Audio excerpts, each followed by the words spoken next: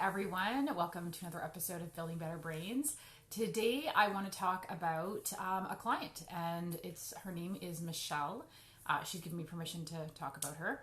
And I want to talk about how she improved her son's ADHD and learning disabilities, more specifically in reading, and what she struggled with initially. So we've talked a lot about auditory processing and how it affects children and so forth.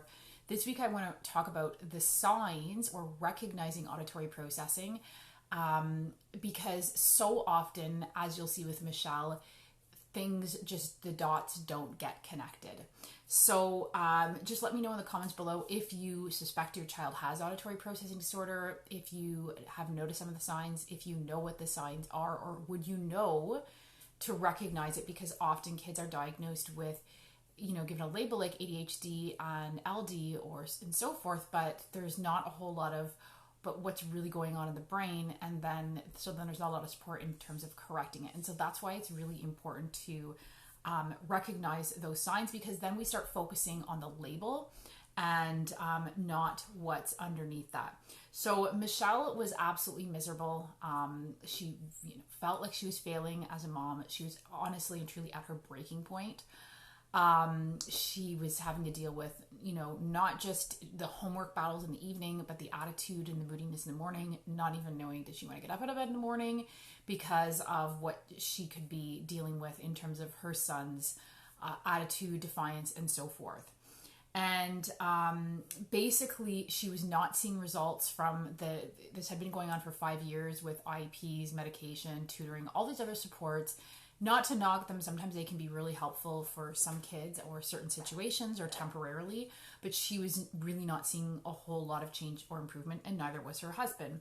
And she was determined that there had to be another way. She was just so done with the homework battles, the constant fighting in the house, the attitude, and then watching her own son's self-esteem erode more and more, which is so often what happens with the parents that I talk to.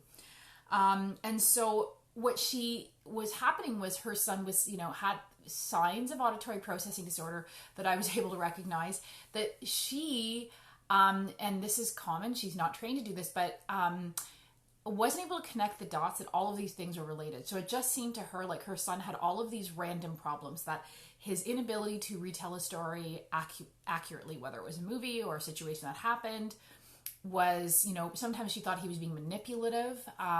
Sometimes when she asked him to do, certain things around the house and he would do one, or, didn't do it how she asked, she thought he's just being defiant, he's being passive aggressive. And then of course there was his difficulty with reading. So to her, he was just a difficult child, and it was getting harder and harder for her to believe that he was not just doing it purposely. It felt like he was just kind of out to get her, or just be miserable. And so we worked together, we developed a plan, and long story short, 8 months later, he was off Ritalin, huge change in behavior, moodiness, and all that type of stuff. And he actually also went up 8 reading levels within that time period and continued to improve, because now he had that motivation, he was seeing that improvement, so he was willing to read, and homework and reading in the evening was no longer a battle. So my question for you today, I'm going to talk about some of the signs of auditory processing. I don't want to overwhelm you. I'll talk more about the other, more signs related to reading, learning, math, and so forth in a couple days. However, today I want to talk about just in general, what are you seeing? Let me know in the comments below as I'm naming them off. Are you seeing some of these? How is it affecting your child in their day-to-day life? So one common one is being distracted by background noise. So having a hard time focusing because, there's the fan going or the car is going and they just can't hold their focus. As I mentioned with Miss Michelle's son and so many kids I work with, poor retelling of stories, sequences, whether it's movies, books, actual life occurrences, and so forth, and poor memory. And I say that because some kids do have a poor memory, and some kids with auditory processing appear to have poor memory when it comes to remembering something that was information that was given to them through their auditory system. So moms ask them to do this, this, and this, but if you write it down and they can look at it, and so forth, that's different. Or if they can take it in through their visual system, it can be different if they don't have visual processing issues on top of that. Delayed language development, I see that all the time. So often whenever children have speech difficulties, parents take them to speech therapy, and the focus tends to be on getting the kids to pronounce the words, and how they're forming their, what they're doing with their teeth and their mouth and their lips and their tongue and so forth.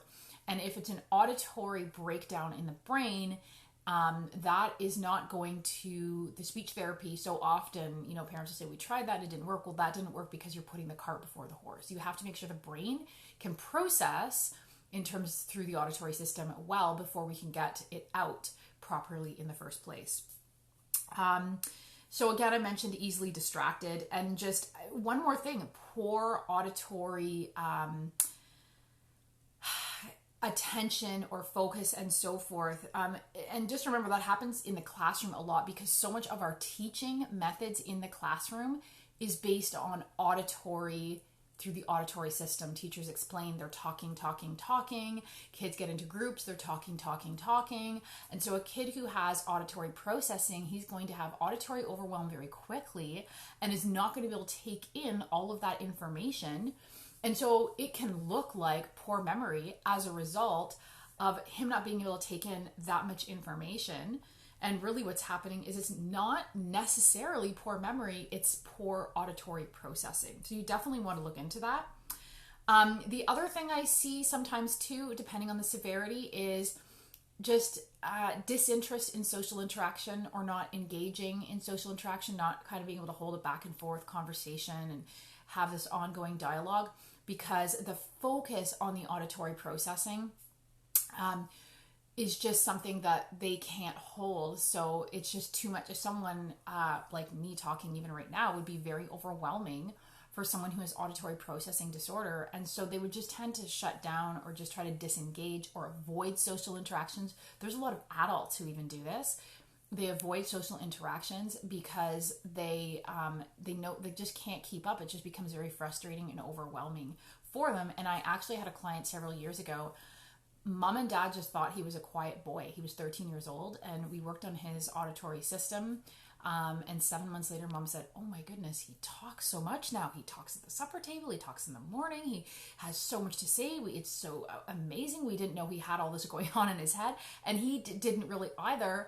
But speaking and communicating and socializing was just so much effort to him that he just withdrew. So, and this boy wasn't autistic. He was actually really strong in math, but had poor reading comprehension skills, as well as, just very, I don't want to say introverted, but some pretty serious social issues.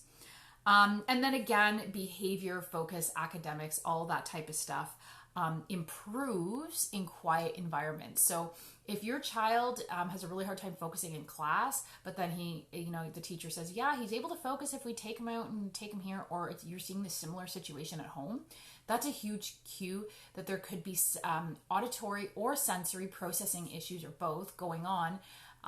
That, it's not necessarily always just learning in itself. Why are they struggling with learning? Why are they struggling with behavior? Those are what it looks like on the surface, but what's going on underneath in terms of why it's actually occurring. So let me know in the comments below, whether you're watching the live feed or the replay, what you're seeing. If you suspect your child has auditory processing disorder, what that looks like for you. And I'll comment. If you have any questions, feel free to ask, and I'll make sure to comment and so forth. And so one other thing is oral instructions and speech. So again, I mentioned that a little bit, but other little cues is your child will say, you'll say something to them, they'll say, huh, or what? And they heard you, but it's almost like it didn't process. And sometimes before you're even finished repeating it, they're able to answer it. And it's just because there's this delayed processing because of the weak auditory processing. Other signs could be difficulty pronouncing certain words. They jumble their words even when they're speaking, not just when they're reading. So instead of saying spaghetti, they say pusketti. A common one with children who are dyslexic is, instead of saying, animal, they say aminal. And there's all kinds of other words that they mix up way past the age when they should be, compared to maybe other children in your family or other children their age. And again, with the speech and oral communication, they just tend to have a hard time following a series of steps or directions. And as I said, not much of a talker. Also, a lot of kids I work with who have auditory processing issues tend to be mumblers. And there's a lot of reasons for that, but they just don't speak clearly. Sometimes there's like an anxiety around it because they know they don't say words properly, or they don't use a wide vocabulary because they don't have that wide vocabulary, and it's hard for them to retrieve all of that information. So again, let me know what you're seeing in the comments below, and if you found this helpful, please share. And Thursday I'm going to talk more about the signs of auditory processing, specifically linked to reading, learning, and even math. Thanks for watching.